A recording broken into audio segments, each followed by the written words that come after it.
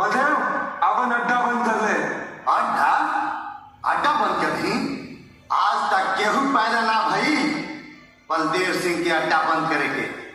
वाह लगत आई दरोगा पगला गेल बा।